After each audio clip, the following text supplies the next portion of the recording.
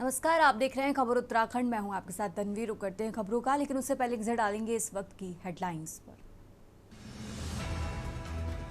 उत्तराखंड में निकाय और पंचायतों की वोटर लिस्ट पर केंद्रीय चुनाव आयोग करेगा मंथन। 25 साल बाद राज्य निर्वाचन आयुक्त हिस्सा लेंगे। देहरादून में गुंजन हत्याकांड मामले में एसआईटी ने 5 दिन में दाखिल की चार्जशीट। सहेली पायल बनी मुख्य गवाह। गाजियाबाद की घटना के बाद देहरादून प्रशासन सतर्क। बच्चों के डिजिटल व्यवहार की होगी कड़ी निगरानी। नैनीताल में 124 लोग दे रहे दोहरी पेंशन। कैग की रिपोर्ट में फर्जीवाड़ा हुआ उजागर। धनराशि की वसूली की जाएगी। देहरादून में आवारा कुत्तों का खौफ। 45 लोगों को काटा। लगातार हमलों से इलाके में भय का माहौल। उत्तराखंड में फिर बदलेगा मौसम का मिजाज। आने वाले 2 दिनों में बारिश और बर्फबारी के आसार। मैदान में भी दिखेगा बारिश बर्फबारी का असर। आप देख रहे हैं के न्यूज, खबरों का सारथी। और अब रुक करते हैं खबरों का। बात कर रहे हैं देहरादून की। देहरादून के सहसपुर में दून पुलिस एक बार फिर देवदूत बनकर सामने आई है, जहां दून पुलिस ने भद्राज की पहाड़ियों में रास्ता भटके दल ट्रेकर्स को सकुशल रेस्क्यू कर बाहर निकाला। बता दें कि घने जंगल और अंधेरे के बीच फंसे इन युवकों के लिए दून पुलिस देवदूत बनकर पहुंची। बताया जा रहा है कि सहसपुर पुलिस को 112 के माध्यम से सूचना मिली थी कि भद्राज मंदिर के पास ट्रेकिंग पर निकले 10 युवक रास्ता भटक कर जंगल में फंस गए हैं। मामले की गंभीरता को देखते हुए पुलिस टीम ने वन विभाग और स्थानीय ग्रामीणों के साथ मिलकर कोठी गांव से ऊपर सर्च ऑपरेशन चलाया। भारी मशक्कत के बाद पुलिस ने जंगल में 3 किलोमीटर अंदर फंसे सभी 10 युवकों को ढूंढ निकाला और उन्हें सुरक्षित रेस्क्यू किया।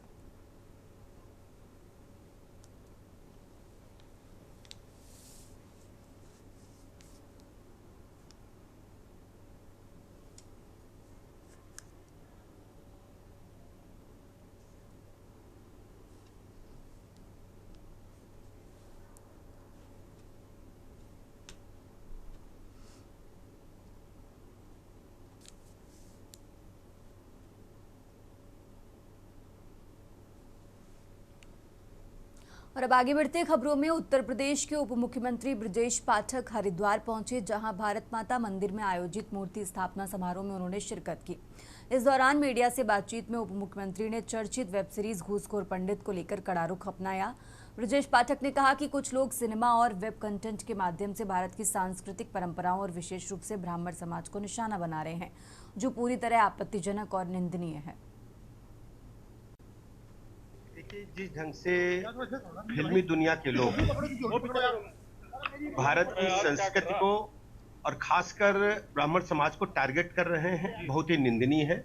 इस प्रकार के जो चलचित्र हैं वो समाज में प्रदर्शित नहीं होने चाहिए।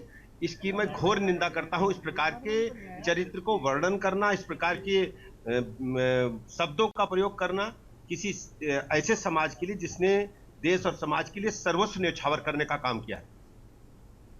और अब आगे बढ़ते खबरों में। खबर गदरपुर से है, जहां गदरपुर के दिनेशपुर ब्लॉक के आनंद खेड़ा गांव में जल जीवन मिशन के तहत लाखों रुपए की लागत से बनी पानी की टंकी आज तक चालू नहीं हो पाई है। टंकी बना जाने के बाद घर घर पानी की सप्लाई शुरू नहीं हुई और टंकी से बहता साफ पानी रोजाना लाखों लीटर बर्बाद हो रहा है। ग्रामीणों का आरोप है कि टंकी के बिना संचालन के पानी खेतों में घुसकर गेहूं, सरसों और मटर की फसल को नुकसान पहुंचा रहा है। स्थानीय लोगों ने कई बार जनप्रतिनिधियों और प्रशासनिक अधिकारियों को शिकायत दी, लेकिन 4 साल बीतने के बाद भी समस्या जस की तस बनी हुई है। ये 4 साल से टंकी काम चल रहा है, अब तक यहाँ पर कोई काम नहीं हुआ है ढंग से, और टंकी ऊपर से लीक भी है और टंकी का द्वारा इन लोगों ने थोड़ा बहुत काम किया है, लेकिन फिर भी टंकी पूरी ढंग से ठीक नहीं हुई है। और बीजेपी की सरकार में कोई ढंग से काम नहीं हो रहा है और 3.5 पौने 4 साल हो गए हैं विधायक जी ने हमारे क्षेत्र में कोई काम नहीं किया यहाँ पे। और कितने लीटर रोज का पानी बर्बाद होता है और इसके लिए एक एक बूंद के लिए तरसता है पानी के लिए। और यही है, ये पानी 1 साल से ऐसे बह रहा है, अब पानी की बर्बादी हो रही है। रोज में हजारों लीटर पानी बर्बाद हो रहा है और इस गांव में गर्मी में नल सूख जाते हैं और घरों में पानी नहीं मिलता। और टैंकी के कार्य को 4 साल हो गए, अभी तक कार्य हुआ ही नहीं। और बीजेपी वाले वोट लेने आते हैं, वोट लेने के बाद उनको ढूंढने से भी नहीं वो मिलते। 5 साल बाद फिर आ जाते हैं वोट लेने के लिए। हमारे गांव में हर कोई बंदा परेशान है उनसे, और हर कोई पानी के लिए तरसता है गर्मी में। और अब खबर खटीमा से है, जहां खटीमा क्षेत्र में 2 लोगों की मौत हो गई, जबकि एक व्यक्ति की हालत गंभीर बनी हुई है। मामले में खटीमा के एसडीएम और पुलिस अधिकारियों का बयान सामने आया है। अधिकारियों ने घटना की आधिकारिक पुष्टि करते हुए बताया कि शराब सेवन के दौरान 3 लोगों की तबीयत अचानक बिगड़ गई। प्रशासन से मिली जानकारी के अनुसार घटना के दौरान एक व्यक्ति की मौके पर ही मौत हो गई, जबकि 2 गंभीर रूप से घायल बताए जा रहे हैं।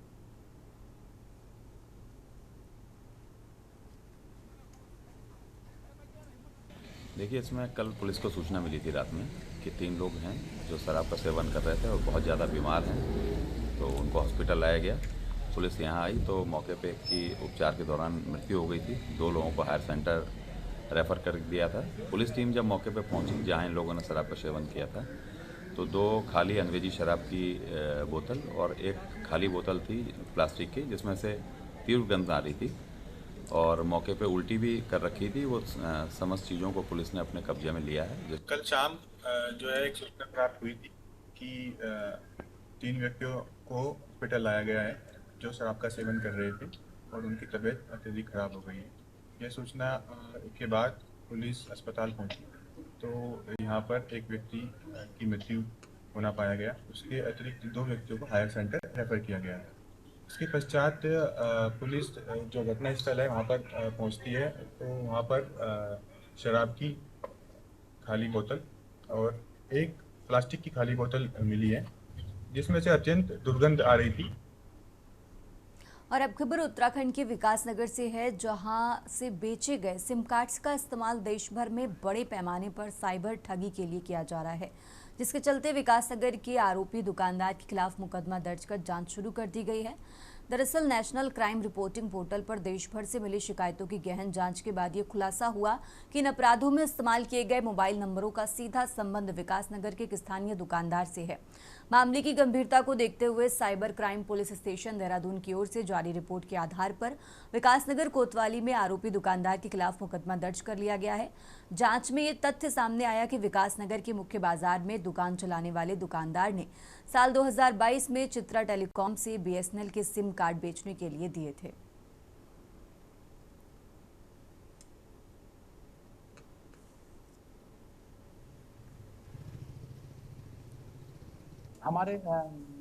हमें जो हमारा NCRP है, राष्ट्रीय साइबर क्राइम रिपोर्टिंग पोर्टल, इसके माध्यम से और जो हमारे साइबर सेवा जो 1930 जो नंबर है, जिस पर साइबर क्राइम संबंधी अपराध की जो है सूचना दी जाती, तो उस रिपोर्टिंग पोर्टल के माध्यम से हमें एक सूचना प्राप्त हुई थी अपने साइबर सेल के माध्यम से कि एक सजल कम्युनिकेशन के नाम की हमारे यहाँ कोई शॉप है, जिसके द्वारा ऐसे सिम बेचे गए हैं जिनके द्वारा पिछले कुछ समय में साइबर वित्तीय धोखाधड़ी की गई है। और अब आगे बढ़ते खबरों में, खबर लक्सर के भूरना गांव में पशुओं के फर्जी वेरिफिकेशन के आरोपों के बाद पशुधन पालन विभाग में हड़कंप मचा हुआ है। पशुपालन विभाग मंत्री सौरभ बहुगुणा के हस्तक्षेप के बाद जांच पड़ताल शुरू कर दी गई है। विभाग के अपर निदेशक डॉक्टर भूपेंद्र जलपाई ने लक्सर पहुंचकर शिकायतकर्ता के बयान दर्ज किए और मामले की गहन जांच शुरू कर दी है। शिकायतकर्ता का आरोप है कि अधिकारियों ने फर्जी वैक्सीनेशन दिखाकर लाखों रुपए का घोटाला किया। कुछ किसानों के पशु तो गांव में ही नहीं है, फिर भी उनके नाम वैक्सीनेशन दिखाया गया। एक ही किसान के दर्जनों पशु दिखाए गए। मंत्री के आदेश पर विभागीय टीम ने लक्सर पशु स्वास्थ्य केंद्र पहुंचकर वैक्सीनेशन से जुड़े दस्तावेज कब्जे में लिए और पूरे मामले की जांच शुरू कर दी है।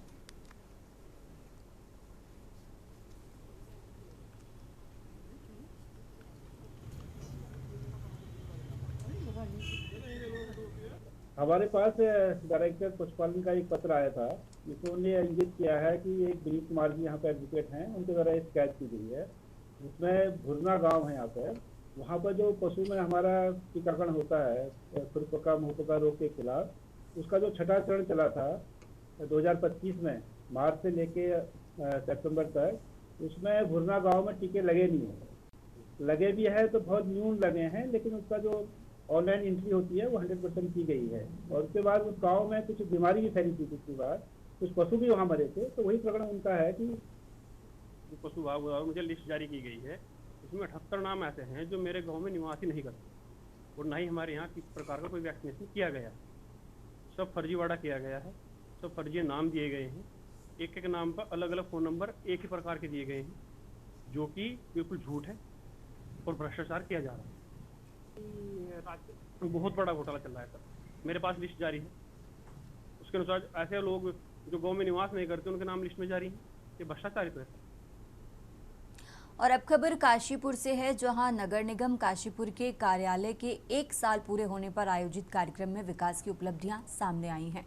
मुख्यमंत्री पुष्कर सिंह धामी और महापौर दीपक बाली की जोड़ी के नेतृत्व में पिछले 1 साल में 121 करोड़ रुपए की लागत से लगभग 798 योजनाएं पूरी की गई हैं और कड़ी परियोजनाओं पर काम तेजी से चल रहा है।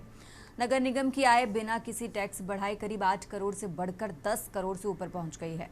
महापौर ने अगले साल 25 करोड़ रुपए आय का लक्ष्य रखा है और कहा है कि बढ़ी हुई आय सीधे शहर के विकास में खर्च की जाएगी।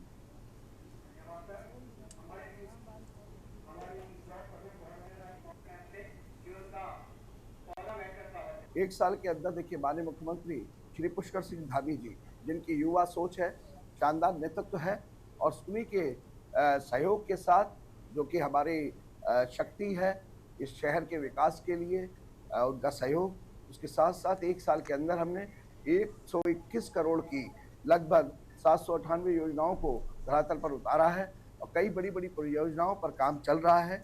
आप जानते हैं समय समय पर उसको आपसे अवगत कराया भी जाता है, लेकिन इसी के साथ हमने अपने आय के स्रोत बढ़ाने के लिए भी बहुत सारे जो प्रोविज़न है, बदलाव हैं, वो किए हैं, जिसमें सबसे बड़ी सोच एक लेकर हम लोग चल रहे हैं। पूरी नगर निगम की टीम चल रही है। और अब आगे बढ़ते हैं खबरों में। उधम सिंह नगर के खटीमा स्थित अशोक फार्म में 120 एकड़ खड़ी फसल को बेरहमी से जोते जाने के मामले ने अब तूल पकड़ लिया है। इस घटना के विरोध में किरण तलवार के निवास पर एक विशाल महापंचायत का आयोजन किया गया।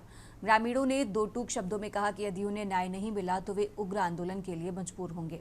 खटीमा के अशोक फार्म में हाल ही में ये कार्रवाई हुई, जिसमें करीब 125 एकड़ में लहराती हुई फसल को नष्ट कर दिया गया। उससे किसानों में भारी आक्रोश है और इसी सिलसिले में आयोजित महापंचायत में क्षेत्र की जनता और किसान प्रतिनिधियों ने हिस्सा लिया।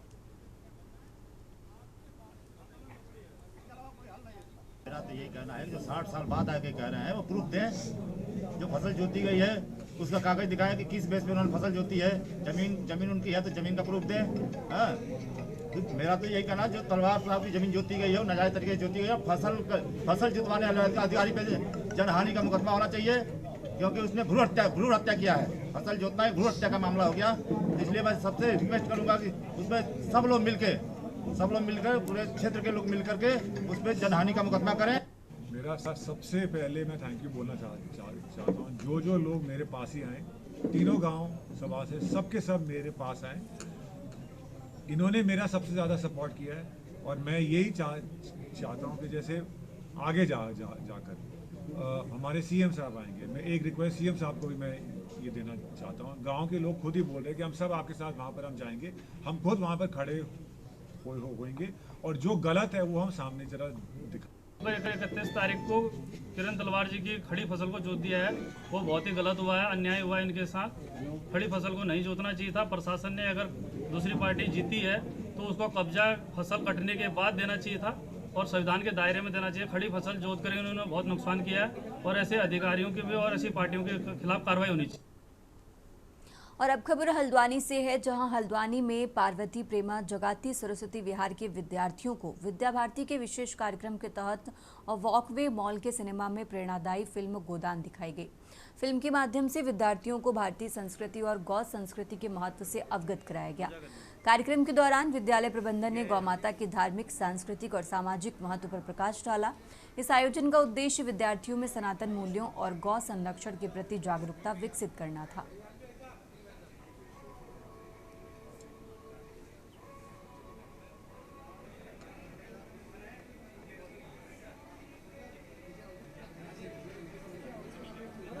देखिए, ये राष्ट्र भारत सनातन है और इस सनातन राष्ट्र में गंगा, गौमाता, गायत्री ये भी सनातन है।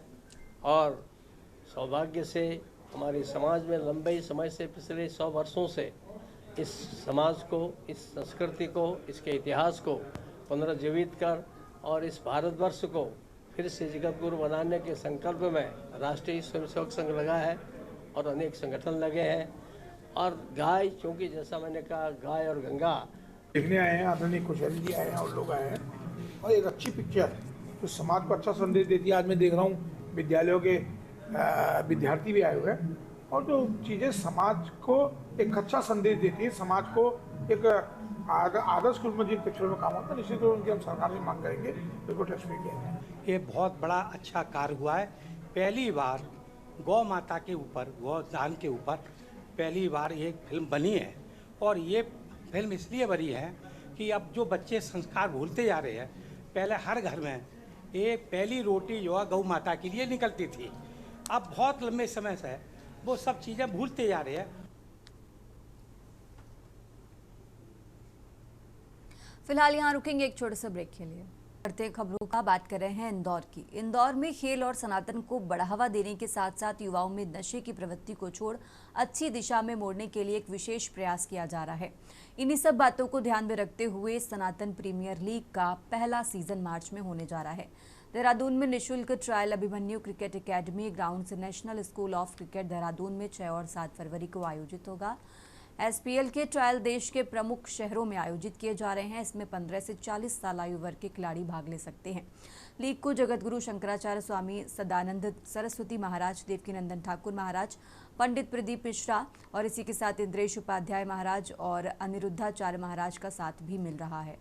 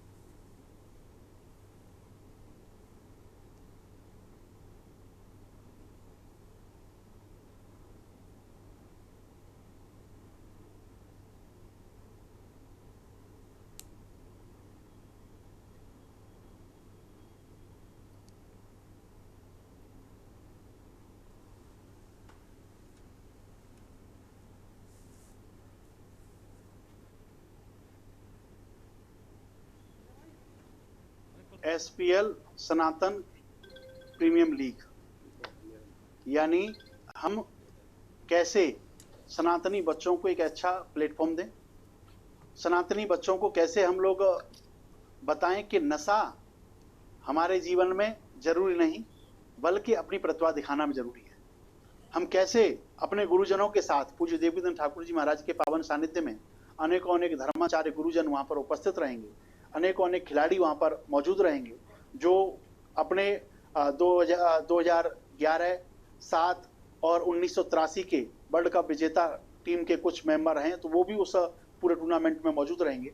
जो 12 तारीख को ग्रैंड ओपनिंग वहाँ पर होगी इंदौर में, और 13 तारीख से लेकर 15 तारीख तक ये पूरा टूर्नामेंट खेला जाएगा। 16 मैच होंगे इसमें।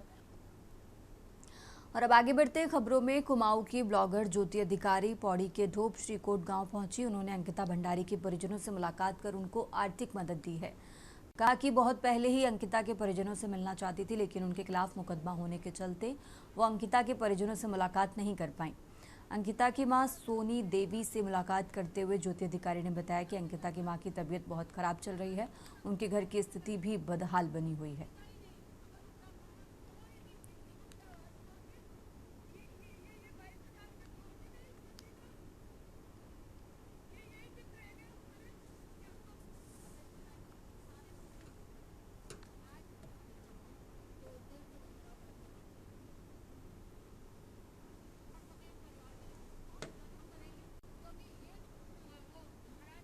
ज्योति अधिकारी दीदी कुमाऊं से आई तो मुझे लगा क्यों ना मैं भी एक इनके दुख में इनके साथ भैया जब मैं यहाँ पहुँची हूँ ना, ज्योति दीदी ने मुझे बोला कि ज्योति मेरे साथ चलना है, तो वो भी अपने छोटे बच्चे छोड़कर, मैं भी अपने छोटे बच्चे छोड़कर एक ऐसी माँ से मिलने आए हैं।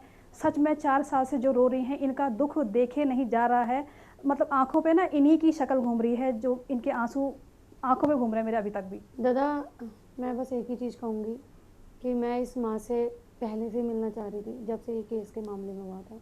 और आज यहाँ पे इस घर पे आके ना दादा, सबसे पहले तो मैं कहूँगी समस्त जनता को, और ख़ासकर आज मैं उन बहनों से, उन माँओं से कहना चाहूँगी कि एक बार ज़रूर आना, कहीं जाना ना जाना ना, एक बार इस घर में ज़रूर आना और इस माँ से मिल के जाना।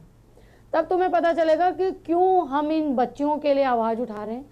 मैं सभी लोगों से हाथ जोड़ के विनती करती हूँ कि ज्योति बहन के लिए आप लोग ऐसा कुछ मत बोलो, क्योंकि उन्होंने एक माँ की आवाज़ उठाई, एक बेटी की आवाज़ उठाई है, और उन्होंने बहुत अच्छा काम किया है। मैं बयान नहीं कर पा रही, मेरे पास शब्द नहीं, उन्होंने बहुत अच्छा काम किया है जो भी किया है। प्लीज़ आप उनके लिए कुछ मत बोलना, बस ऐसा कुछ नहीं। पहले तुम्हें सबसे पहले जो हमारे घर पे आज ज्योति अधिकारी आ रखे हैं, बहुत सारे लोगों को एक भ्रांति थी कि ज्योति अधिकारी ने पैसे खा दिए हैं, लेकिन ऐसे कुछ बात नहीं है। क्योंकि ज्योति अधिकारी ने मुझे दिसंबर लास्ट और मैं फ़ोन किया था कि मेरे पास 22,500 के करीब कहा था कि 22,500 हैं और मैं आपके यहाँ घर आऊँगा। फिर 3 तारीख को ज्योति अधिकारी द्वारा, 3 जनवरी को ज्योति अधिकारी द्वारा कहा कि मैं आपको लेने आऊँगा और साथ ही देड़ों जाएंगे।